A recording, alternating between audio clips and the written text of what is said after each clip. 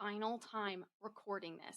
I am confident that I have figured out the freaking technology. I have a microphone, I have a camera that I can talk into, and then there's a little camera over here that I'm not going to look at because I'm looking at you. And if you're just listening to the audio, this makes zero sense to you at all. And that's just the way it is. Welcome to my origin story.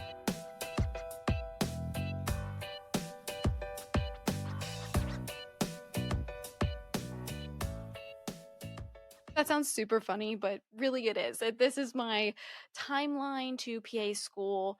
Very brief overview, sort of my pre-PA journey without all the details and without some of the whys, and more so just the whats and the hows. So that way I can kind of explain my own personal timeline journey. And I'm doing this not to share this experience as in this is what you should do.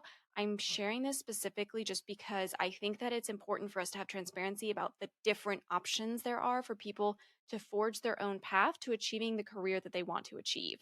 There is no one right way to become a PA, just like there's no one right way to become an accountant or a doctor or a veterinarian or anything else. Everyone's journey is going to be a little bit differently, and we can all achieve the same goal and the same end result, which is to be a great healthcare provider in our situation as pre-PAs or PA students, or like me, I'm a practicing PA now. This is just to share and be transparent and maybe be a little bit reassuring for people if they, I don't know, if they're just a little nervous about where they're at, and to be able to kind of foster that sense of community and talk about the different paths and options you have out there. And hopefully to help humanize some of this stuff, because I think it's really easy to justify people being, perfect and doing things the right way. And the truth is that nobody's perfect and there is zero right ways to do these things. So, all that being said, I just wanted to jump right in and start by saying that I did my 4 years of undergrad and achieved a bachelor's of science in neuroscience, and I got a minor in biology. And I did not take a gap year. So I did 4 years of undergrad. I had 2 months off, and then I started PA school in July of 2020. And then I did 2.5 years of PA school and graduated in December of 2022. I took about 3 months off because of the timing that it took for my licensing, for everything like that to go through. And then I have been practicing since April of 2023. So that's not the whole episode, but wouldn't that be nice if that was the whole episode? When I was a senior in high school, or whenever I was applying to college, actually applied to my undergrad and also the pre-med scholars program that the school offered. Now, the pre-med scholars program was a 4-year course slash club membership that was geared towards all pre-health professions, no matter what it was. And the point was to prepare the students to apply for and be successful in those respective fields.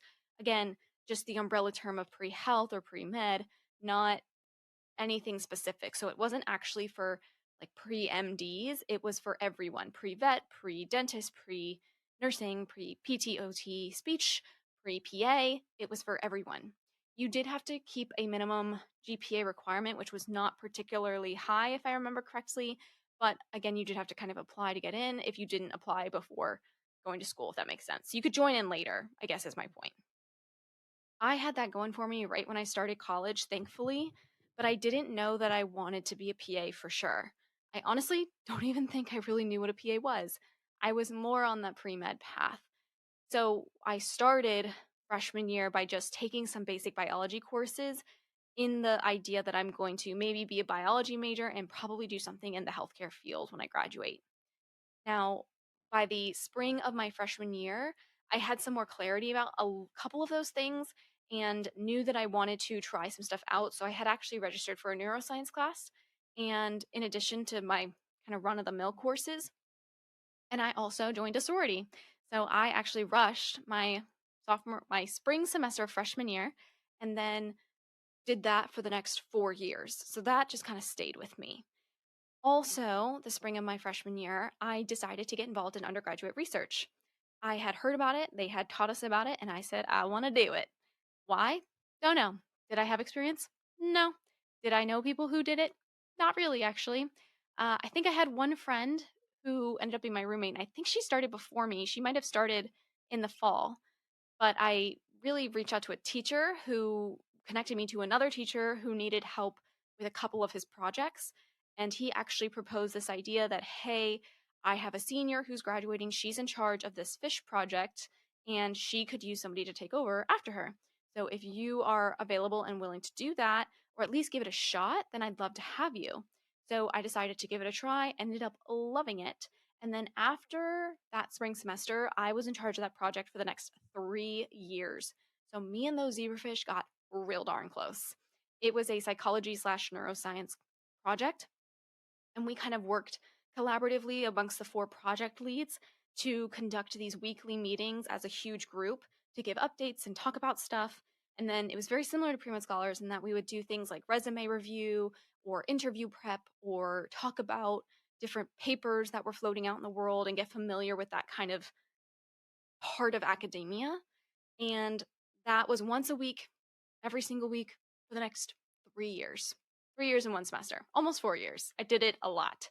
I also got the chance to do a lot of poster presentations because of it, and I even traveled twice to present at 2 conferences for it. So I got a lot of familiarity with the research side of the world, and I loved it. I thought it was great. It was also what partly convinced me to get a major in neuroscience, which I decided to do my sophomore year. Before that, though, my summer of freshman to sophomore year, I decided to get my CNA license. Now, I figured I think I'm leaning towards PA, in which case I need patient care experience. Also, though, if I decide to not do that and do something else, no matter what, this is going to be a great experience to talk about. There's not really a downside in doing it. So I took a 6 weeks course in the CNA style, the CNA class. I took a 6 week CNA class, and then I took the test and I got certified. And then that same summer, I also started working at an acute rehabilitation hospital in my hometown. So I actually got to work full time there during breaks in summer. And then I was PRN the rest of the time. So that way I could just come back on very rare occasions and focus on school the rest of the time. Now, like I mentioned, my sophomore year is when I decided to truly commit to the neuroscience major. I was also doing intramural sports, and I was a now executive board member of my sorority, which was, I got voted that my November of sophomore year, and I did that for a full year. So by sophomore year, I was already on an executive board. I was leading a undergraduate research project, and I was playing intramural sports, volunteering at a local hospital, keeping up with the pre-med scholars, taking prerequisites, and also just taking my normal courses. Is that not enough? Don't worry, there's more. So, by my sophomore year spring, was continuing all of that and starting to take prerequisite courses that I needed for PA school. And that summer, I believe, is when I took my medical terminology class, which is the only prerequisite that I took online at a community college. There were limits to what courses and how many prerequisites you could take not at your primary institution. I don't know if that was just at the time, or maybe I'm totally blanking on that phase of my life and totally forget, but I don't know. That summer, I also just worked my butt off at that job and as a CNA and tried to get as much experience as I could. I was also shadowing a physician assistant at that time to get a minimum of 20 hours, and I had previously shadowed some MDs and a DO as well. My junior year is when I knew for sure I wanted to go PA, and so I figured, why not be ballsy and apply your summer of junior year? Why? Because I could. There's nothing saying you can't, and so I did. I figured if I don't get in, then I'll just take it as a sign and I'll take a gap year and I'll try again later. And if nothing else, I got a really good experience out of it, and now I know what the application looks like, so there's that. And number two, if I do get in, then darn, it was meant to be. You worked your butt off, you earned it, rock and roll with it, girl. So that is why in April of, I don't even know what year it was, my junior year, I had picked out 5 or 6 PA schools that I figured.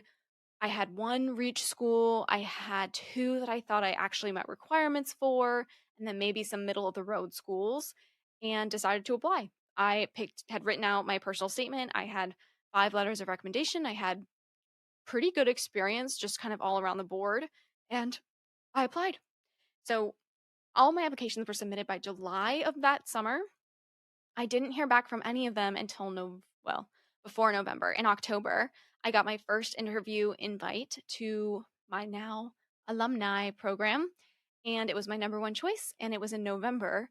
Now, at the time, I just remember being absolutely petrified, and the imposter syndrome was probably the first time I really felt it, where I was like, I did I really do that? I really did that, huh? And I'll tell you why I felt that way. It's because when I drove to the school for my interview, it was like the world was giving me a bad omen because I drove there. It's a rural city, and it was a literal it felt like a hurricane outside. It was this giant thunderstorm that spanned the entire state. Of course, I had to travel through all of it. I'm driving in the middle of the night with like leaves and tree branches and wind and hail, and it was awful. I got to the hotel and I was like, "Oh my gosh, I don't know what I just did to myself." I was there with my dad, he came with me, and I remember just getting like a rum and coke at the bar and being like, "Everything's fine. You're fine. Recenter. This is all going to be fine." You know, when you tell yourself like everything's going to be fine until it's like that meme where the person's like on fire and they're like, "This is fine." That was me. Now, my interview day itself was really great. I had a wonderful time. I was like, yep, this is definitely my number one school. I love it. I love everything about it. The faculty are great. The students that I met were great. And I like the program. It's great. Who knows if I'm going to get it? I just did my best and I just tried to pretend like none of it had ever happened. Once I left, I blacked the whole day out. Now, I'm glad I didn't black all of it out because a week later in my physics lab, I got a phone call and it was from the program and they gave me an offer of acceptance. So, wow, that was fun. I was like giggling for joy in the middle of my physics lecture and I put my deposit in and I didn't look back. I figured this is my number one choice. I just got in. They think I'm qualified. Therefore, I am qualified. And I submitted my deposit. After that, I was just focusing on finishing my last prerequisite and graduating and putting in all the stuff I needed to make sure my paperwork was in order for school to start that July. If you haven't kept up with the timeline of all of this, well, I graduated in May of 2020. If you don't recall, 2020 was an eventful year. In fact, in March of 2020 in particular is when the little thing called the pandemic happened. So I actually, also in a physics class, mind you, I don't know what was up with physics. I did not like that class at all, for the record. I think my dog's here. Yep, dog's here. We got notified that the school was shutting down because of the little the pandemic. It was bad. We all got sent home. I left all my friends. It was senior freaking year, which sucked, and I never went back. I graduated in May at my kitchen counter, and we got a pinata, and I swung that pinata, well, the bat, and I hit the pinata, and I called it a graduation. There it was. 2 months after that, I started PA school in July and did my 2 years and then graduated. And now I am a fully functioning PA. So that's my story. That's the origin story. That's all it is. I just feel like it's important to kind of talk about some of this stuff and kind of briefly recapping. I got my bachelor's of science in neuroscience. I got a minor in biology. Extracurricular wise, fun stuff. I was a intramural soccer player for the first 2 years of college, and then I was a official like referee, and then eventually an intramural supervisor. And then I was a member of a sorority for 3.5 years. I had a leadership position. I did service with that. I volunteered at the local hospital all 4 years of college. I was a member of the pre-med scholars program for all 4 years of college. And I also was working as a CNA for a lot of that time. And then what else? I'm forgetting something. Oh, undergraduate research. I also did undergraduate research. I think the only last little tidbit that I want to leave with you is that it's really hard to remember how much these things stack up when you're doing them in the moment. In the moment, it didn't feel like I was doing a lot. It felt like I was somehow not doing enough to make myself a good applicant for grad school. And the truth is that when you look back, I was probably doing too much. Pick things that you enjoy doing, but that also are going to be of some benefit to you in some way. I wouldn't have recommended doing undergraduate research unless you actually liked it. I was the weird person who actually enjoyed it. I thought it was fun to dig up papers and write things and hang out with my nerdy friends and conduct trials and get familiar with that world. It was cool to me. I liked it. That's why I did it so much. But if you would have hated that, then don't do it. Do something else that is fun. I was also part of a sorority. That ain't got nothing to do with my ability to be a PA, but I met some really amazing people there. I got some leadership experience, and I got to be a part of a really cool community at my college. Worked out great. So bear that in mind in the future and just hold on to that idea. And all that being said, I'd love to hear if you have any questions about the specifics of my timeline. I'm sure that I can do all kinds of smaller episodes about more specific stuff. I wish you adieu, and I will see you next week.